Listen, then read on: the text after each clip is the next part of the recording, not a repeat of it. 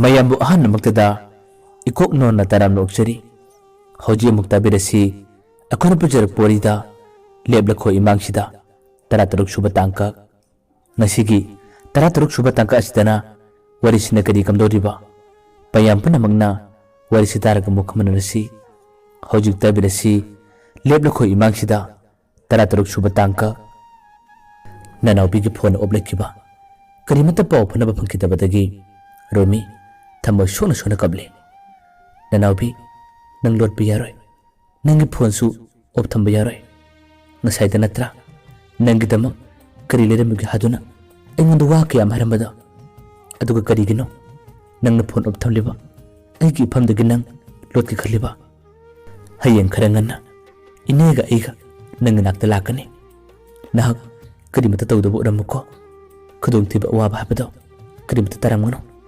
asumna wahi kayam hajaraga Romi adum kable numidang duma adum hoki Romi di tumba iya yaki banate ayuk kharanganna nanawbigi mane yamati Romi makhoi ani nanawbina leriba lamadu tamna gari tonaga laki gari tokma matamdasu Romi di wakal kayama khallaga adum mangli karibu tarungani karibu tholomgani mane adunasu gari tongna yumbuda phone tawri hangli nanawbigi kadi pautai kari tawbana hadana adubu nungai buwari di amata phabu saraktre ngarang nuthin thokabadagi nanawbi halaktre mamanabi kayada hangi adubu malak lammi ma thengnai habigi paudi karimata tadre karimata khangdre harame nanawbigi manesu gari tongna matha sare aduga amaksu Romigi matawbu uraga wakal nungaramde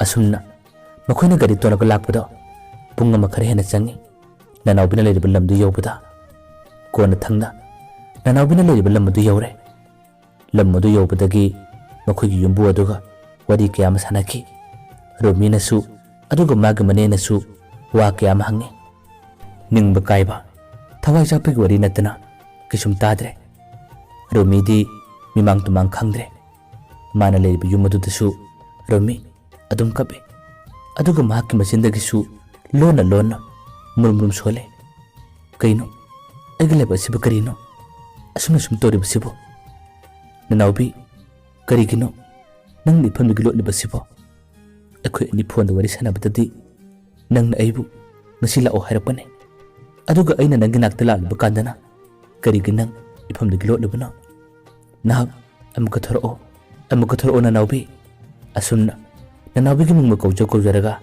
Romi kabe magi matawbu uraga nanawbigi manena su Romi bu theme mahaksu thawayamna chaglibani mamagi makada su ningai tabo phalaktrabi manena mahakpu pisakpilingadagi senarakpani mahakida makhanbada manesu yumpan kide adubu ngasidi nanawbina tasenamak mangkhre habigi paw tabada manedo lepum khakide mahakidamaktane haduna Romina su aduga magi manena su posai kayam lerega pore Romigi posai singadudi matai mana pirakpa mamana pirakpa aduga magi masuna pina pirakpa posai kayam si yaure posai singada munni jenaga Romi taksi sole adubu karimatu upai leitre makhona leri ngai maga loinaramba tinaramba maru mapang kayam dasu phone toroga hangi adubu magi maramda khangi tai habadi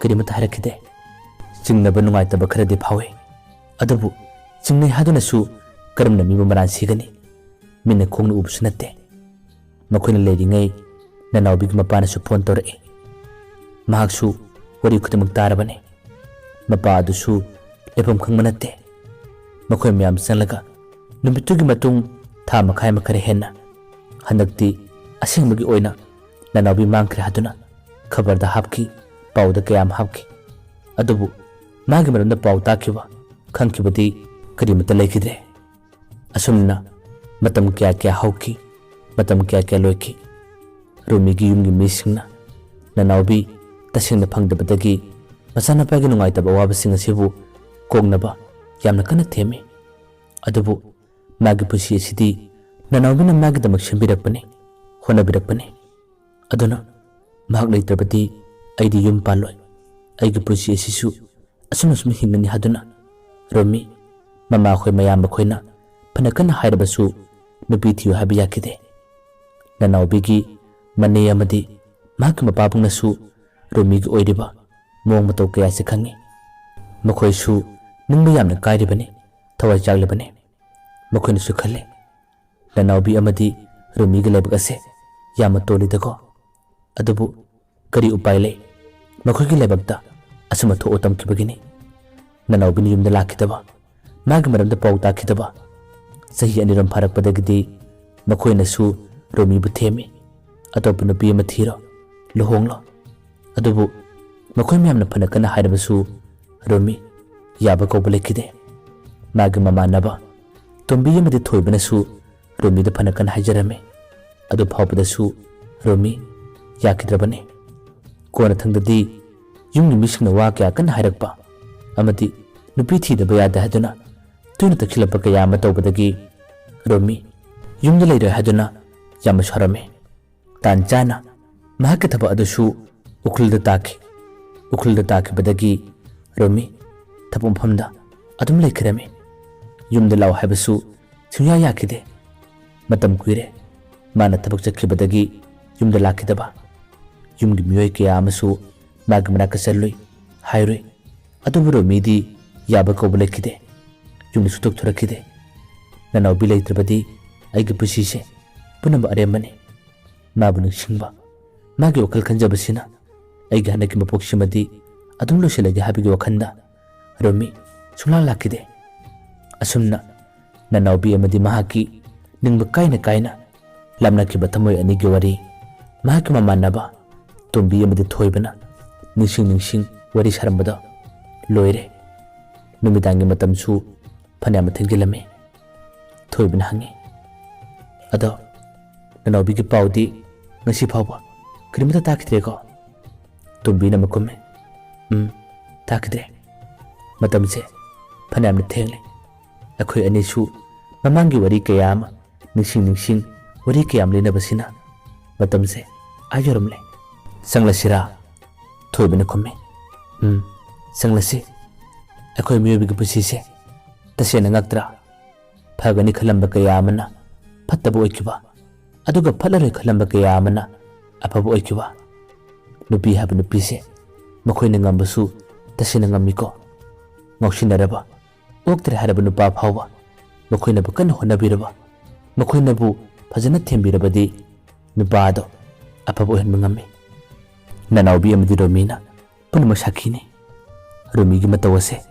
nanga thodose nangon natraga ingona thoklabasu aisu asuma tawgane phare asigi wase tose sangasilo matawasum tawna nanga mamana bani do wari kaya masarabga tungdadi yumna chanakre makhoisu Romi gi manakta nongmatangdi chalugi khalle adubu makhoina sen thoktaba amadi lamna yama lapkibana maram maraga Romi gi manaka chatpadi ipang pangkide matamna kanabasu naikibanate nomagi asum hauki nomigi numini Romi magi thabak chaluraga halakku matamda wai hadana pothari ngaktang ajikpada phama matamdi mahak nanawbi gi wakhan natana kanagi wakhansu amata phawbu khande nuthingi matamado nanawbi gi damak wakhal kaya ma khallaga sofara tuminga thaduna Romi adum leiri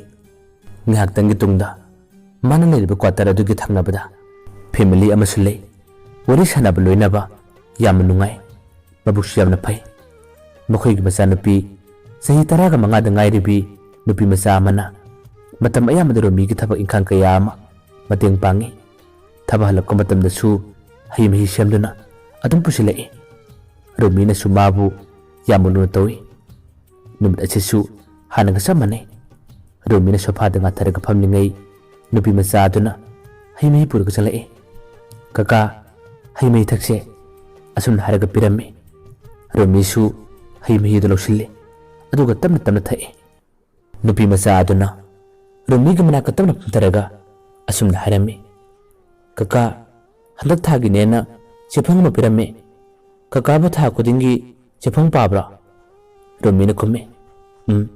Pai. Aina matam lefum khangdabada. Asiguma singase. Toina paraga. Ay matam lele. Nupi masadana khummi.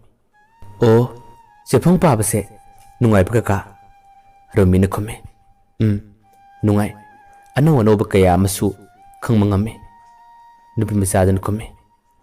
Adu kaka. Sefong shida iba mesingse. Ay di paba kaya thokte. Kaka namukta pabiyoba. Photo karasu yawe. Kari haribano. Amukta phajana pabiyoba. Romisu sefong ado tamalo khalle. Adu kari yawbana haduna. Tamna yengi. Nungay ba kaya ma yawri. Film gi isai gi. Ano ba artist kaya amagi wari kaya mathang yawri. Aduga nongna machin tumkalakliba. Phawraba kaya amagi wari su adum iri. Asumna mathang lamai do hangar kumatamdi lamai sing adugi tangkhaisil kumatamda photo amu urame. Photo adugi mai thong adusu sing ubnate. Adubu magi seliba pijol magi mong mato kaya adu ubada. Nupi masadun harame. Haima kaka amukta ngai khone. Asiga photo se aina singnaba. Aina yamna manba kanana malerene. Amukti yenge. Asumna haraga photo adu muni yenge. Sede namna ko oire. Aduga magi mai thong adusu sing uttabanina masak khangdre. Nupi masadun makhatan harame. Kaka asiga nupi se akhoi tuition tawbiba biska masak mane. Magi seliba pijol mong mato siga harakadi akhoi mistu yamna male. Romina makume. Masak po siyang nakhangdida. Kanabu oire bajano. Nupi masadun kume. Adu kaka photo siga matakti iriba. Maga title se kari harino. Romina makume. Asigi nupi se wari masagumba sairengumba kare ibo oire male. Magi handaki asira pusi kauba wari maphombagi adugi matangdi ibanida. Nupi masadun kume. Sumi kaka akhoi misto wari masagumba sairengumba kare ibane. Soiroi asigi nupi se soiroi. Kaka warol singase amukta parao kari harino. Khoi miski wari masa magi saireng sing minyamna pamnabane. Magi wari gilarik amasu engondale.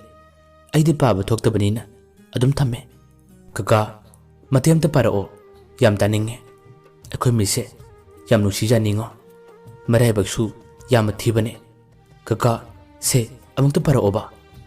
Romisu nupi masaduna nganangangangbadagi parae. Matang parakpada. Nupi masadu gumngadusu bembem haduna iri. Mana honarakpa. Mana larik iba horakpagi matang kaya amasu phajana palle. Wari singa sidi phajana mamutana sengna panbusu nate. Matang se phongdasu makhata batang sing hablakani haduna su thare. Khara parab kadungdadi Romisu nupi masaduna thawai tana haibanina. Mana mahangi.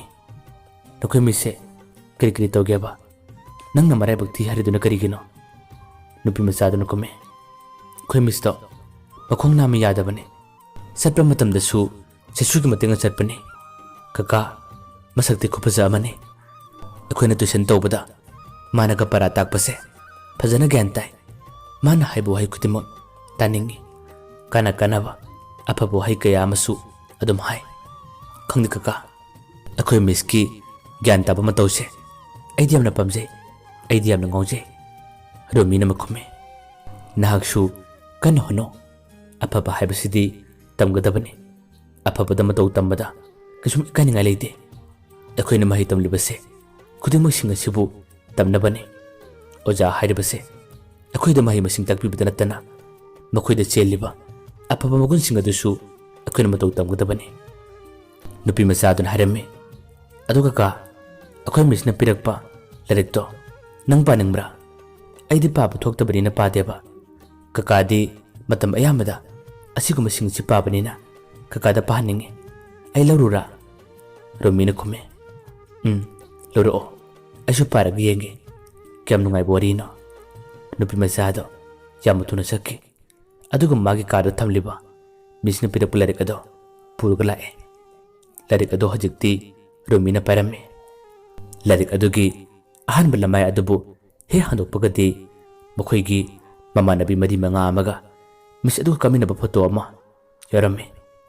ꯐꯣꯇꯣꯗꯨ ꯎꯕꯗꯒꯤ ꯔꯣꯃꯤ ꯂꯥꯏꯔꯤꯛꯇꯨ ꯄꯥꯗ꯭ꯔꯤꯉꯩ ꯀꯅꯥ ꯍꯥꯏꯗꯨꯅ ꯌꯦꯡꯉꯤ ꯐꯣꯇꯣꯗꯨ ꯌꯦꯡꯕ ꯃꯇꯝꯗꯗꯤ ꯇꯁꯦꯡꯅ ꯃꯌꯦꯛ ꯁꯦꯡꯅ ꯎꯕ ꯐꯪꯂꯦ ꯅꯨꯄꯤ ꯃꯆꯥ ꯑꯗꯨꯒꯤ ꯇꯨꯏꯁꯟ ꯇꯧꯕꯤꯔꯤꯕ ꯃꯤꯁ ꯑꯗꯣ ꯔꯣꯃꯤꯒꯤꯗꯤ ꯃꯥꯒꯤ ꯅꯨꯡꯁꯤꯖꯕꯤ ꯅꯅꯥꯎꯕꯤꯒ ꯃꯁꯛ ꯆꯞ ꯃꯥꯟꯅꯩ ꯀꯔꯤꯃꯇ ꯈꯦꯠꯅꯗꯦ ꯐꯣꯇꯣꯗꯨ ꯎꯕ ꯃꯇꯝꯗ ꯔꯣꯃꯤ ꯃꯍꯥꯛꯀꯤ ꯃꯆꯤꯟꯗꯒꯤ ꯇꯞꯅ ꯁꯣꯜꯂꯤ ꯅꯅꯥꯎꯕꯤ ꯑꯁꯤꯕꯨ ꯅꯅꯥꯎꯕꯤ ꯅꯠꯇ꯭ꯔꯥꯅꯦ ꯅꯅꯥꯎꯕꯤ ꯑꯁꯨꯝꯅ ꯍꯟꯖꯤꯟ ꯁꯣꯜꯂꯤ ꯃꯥꯒꯤ ꯃꯇꯧ ꯑꯗꯨ ꯎꯕ ꯃꯇꯝꯗ ꯅꯨꯄꯤ ꯃꯆꯥꯗꯨꯅ ꯍꯪꯉꯤ ꯀꯀꯥ ꯀꯩꯗꯧꯔꯒꯦ ꯀꯀꯥꯅ ꯃꯔꯨꯝ ꯁꯣꯜꯂꯤꯗꯨꯕꯨ ꯀꯩꯗꯧꯔꯒꯦ ꯔꯣꯃꯤꯅ ꯃꯈꯨꯝꯃꯦ ꯑꯕꯦꯝ ꯅꯈꯣꯏ ꯃꯤꯁꯁꯦ ꯀꯗꯥꯏꯗꯒꯤꯅꯣ ꯑꯗꯨꯒ ꯃꯥꯒꯤ ꯑꯁꯦꯡꯕ ꯃꯤꯡꯅ ꯀꯔꯤ ꯀꯧꯕ ꯅꯨꯄꯤ ꯃꯆꯥꯗꯨꯅ ꯈꯨꯝꯃꯤ ꯀꯀꯥ ꯑꯩꯈꯣꯏ ꯃꯤꯁꯀꯤ ꯃꯤꯡꯗꯤ ꯕꯦꯝꯕꯦꯝ ꯀꯧꯏ ꯑꯗꯨꯒ ꯃꯥꯒꯤ ꯂꯩꯐꯝꯗꯤ ꯀꯔꯤ ꯍꯥꯏꯒꯗꯕꯅꯣ ꯈꯪꯗꯦ